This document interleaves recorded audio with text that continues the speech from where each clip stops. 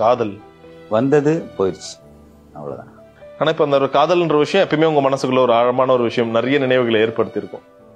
இப்போ ஏற்படுத்துறது இல்லை. காதல் எனக்கு இப்போ அந்நியப்பட்டு போச்சு. நீ எல்லாம் காதல்லாம் லைஃப்ல கிடையாது. அப்படி இப்ப உங்க ஓரளவு உங்க படத்துக்காக அந்த ஒரு காதல் தேவைப்பட்டுச்சுன்னா எங்க இருந்து எடுப்பீங்க? அது ஒரு கற்பனையா மட்டும்தான் இருக்கும். உங்களோட படங்கள்ல எப்பயுமே பாலா சார் ரொம்ப ரூடான ஆள், அப்படி இப்படி என்ன வேணா பேசிட்டோம்.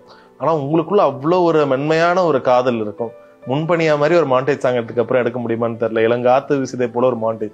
பெரும்பாலும் உங்க படங்கள்ல வந்து அந்த ஒரு 10-11 டான்ஸ் ஆடணும், கோரியோகிராஃபி அதெல்லாம் இல்ல, கதையோட இருக்கும். நிறைய மாண்டேஜ் இருக்கக்கூடிய டைரக்டர்கள்ல நீங்க ஒருத்தர்.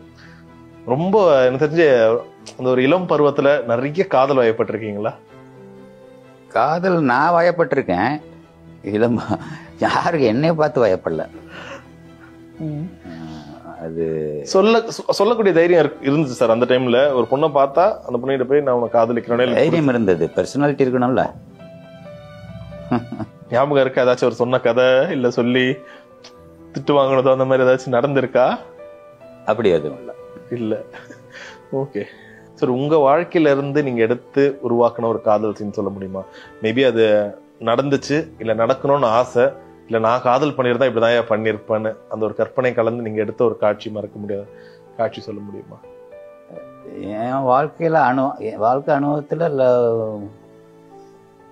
காதல் பண்ணவே இல்லை. அது காதலே இல்லைன்றதுதான் என்னோட வாதம். அதுக்கு பக்குவப்படணும். சும்மா டீனேஜ்ல நானும் லவ் பண்றேன்னு சொல்லிட்டு இருக்கிறதெல்லாம் அது காதல் இல்லை. சரி, இப்போ பிதாமகன் படத்துல விக்ரம் அவர்களுக்கு மேல சங்கீதாக்கு வந்தது காதல்னு சொல்லலாமா இல்ல ஒரு அன்பு பரிவு, அதுக்கு என்ன ஒரு வார்த்தை சொல்லலாம்? ஏன்னா ஊரே அவனை வந்து வித்தியாசமா பாக்குது, ஒதுக்கி வைக்குது. ஆனா இவங்க இப்ப சக்திக்கு கூட ஒரு மேல ஒரு அன்பு இருக்குன்னு வைங்க, சங்கீதாக்கு தான் காதல் இருக்கு.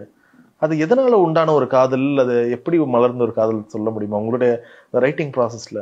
ஏன்னா அவர் சொல்லும் போது அந்த பாட்டுல ஒரு அழுக்கு துணி அந்த அருணாக்கருக்கு ஆட்டும் போது ஒருத்தங்க கண்ணில் கண்ணீர் வருதுன்னா அதுதான் காதல். அதோட ஒரு தூய்மையான காதல் எங்க பார்க்க முடியும்? எப்படி அந்த இடத்துல உங்களுக்கு காதலை காட்டணும்னு தோணுச்சு?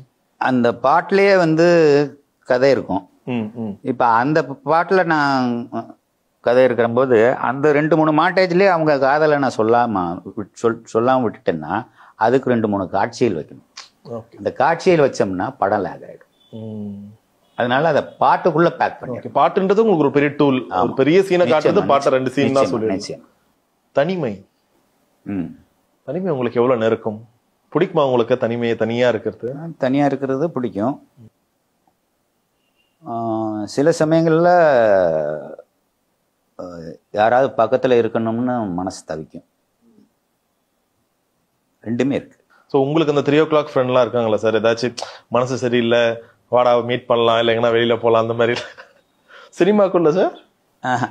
இல்லை அந்த மாதிரி யாரும் இல்லை. ரொம்ப நெருங்க மிஷ்கின் சாரோ இல்லை அந்த மாதிரி கூட யாருமே இல்லை. அதுக்காக 3 o'clock போயிட்டு அப்போ உங்க தனிமைக்கு நீங்க தான் ஆறுதல். ஓகே.